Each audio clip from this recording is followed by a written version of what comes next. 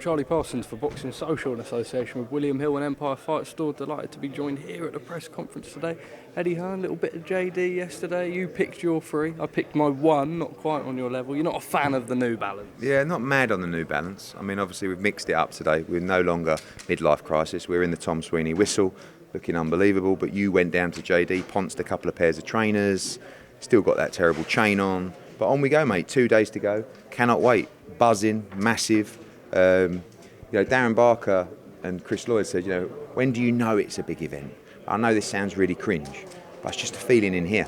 And when I'm talking at the presser and the energy that I have for fight week, like yesterday we did media from 6 a.m. to 9 p.m. Could have done another 10 hours, honestly. I didn't need to go to sleep last night.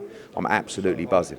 Yeah, and that's because I love these moments. I love these nights. I love the undercard. I love what everyone said up there. I love the main event. I love the atmosphere. I love this city. And I can't wait to make history or be a small part of history on Saturday night. Eddie, have you spoke to Conor McGregor in the last 24 hours or so? We believe he's on his way in. Yeah, he FaceTimed me last night and he's buzzing. I mean, I feel like, how many cans of Black Forge Irish Stout have I sold? How many bottles of Proper 12? Just give it a little... listen, I mean, look, when someone sponsors the event, obviously it's my job to push the brand. I mean, this... one of the finest drops I've ever experienced. Forged Irish Stout. And actually, in a week or 2 weeks' time, this is going to be in Asda as well. I'm not a stout drinker. This is unbelievable. Tidal, another one of our partners for this event. Unbelievable. Instant cryotherapy. Are you using that on your calf? I use that on my calf as well. But I will say this, okay? Now, we thank Conor McGregor. And it's my job to push these brands for the duration. But I'm going above and beyond here. And I want to know, I reckon I'm shifting cans of these and bottles of Tidal and bottles of Proper 12 like it's going out of fashion. So me and Conor need to sit down about some kind of long-term partnership. Now, I'm not talking about royalties. And I might be talking about maybe an extended sponsorship. But let's be honest. How well have we done to push everything this week? But anyway, he FaceTimed me last night. He's absolutely buzzing. Buzzing. I couldn't really understand a word he was saying. He was so excited. But he was about to get on a plane. I believe he arrived sometime today. And he cannot wait for this fight. You may have seen me pick up my phone, and it's because Tyson Fury has just posted, "Can't wait to knock out this little rat bastard. Cowardly, yellow, ugly, bogey-eyed bum. Usyk, keep running, rabbit. I've heard nothing from your team or anybody else. I'm ready anytime." Now, Bob Arum come out yesterday. Why are you even saying that? I mean, what does that even tell you? Nothing.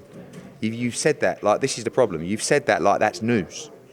Tyson Fury coming online saying, "Stop running, I'm going to knock you out, Usyk." I mean, we've heard this a million times before. I was going to say, it's a bit strange because Bob Arum's come out yesterday and says he doesn't know what Tyson Fury's plans are. There's obviously massive disruption in the camp because Bob Arum's come out and said, "I don't think Tyson Fury knows what he wants to do."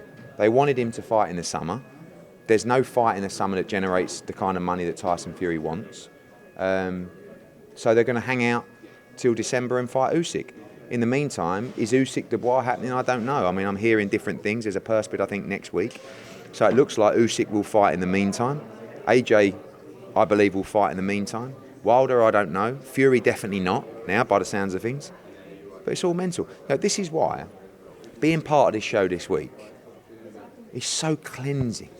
Because it's like, how much is this? How much is this? Who walks first? Who walks second? What's the rematch clause? What changing rooms do people get? How many flights do I get? Well, it's like, and in the end, it's like, do you want it or not? And this is an example where two greats, two undefeated, undisputed champions, they knew their number.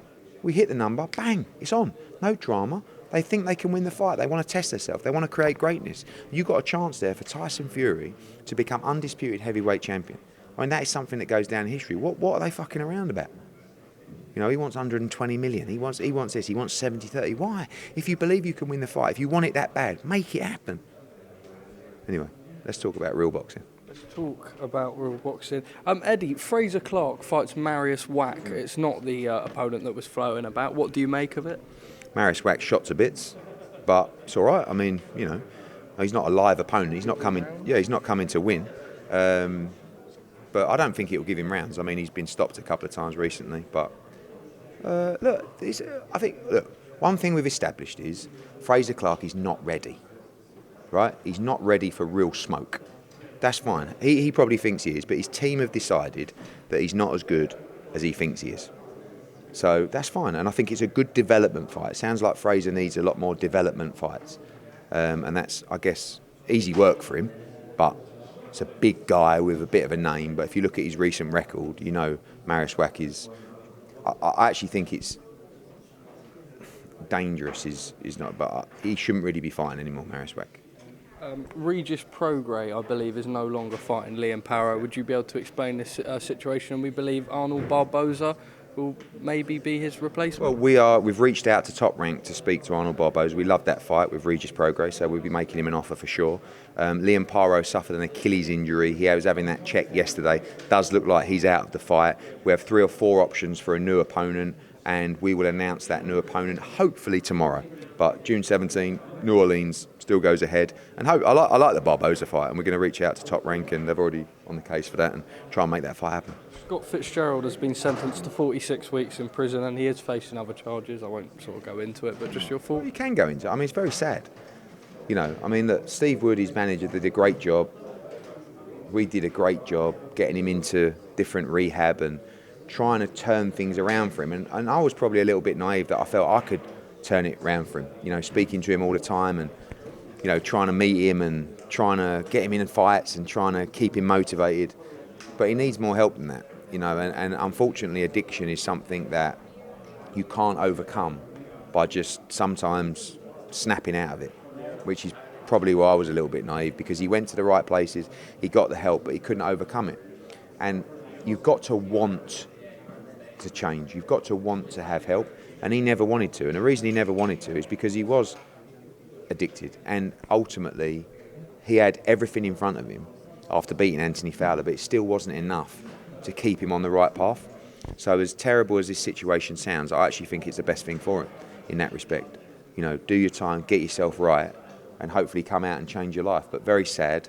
You know, everyone in our office knows the conversations that they had with him, I had with him, Steve Wood had with him, his dad had with him. He was unsavable in the end, and I think this is actually what's going to save him.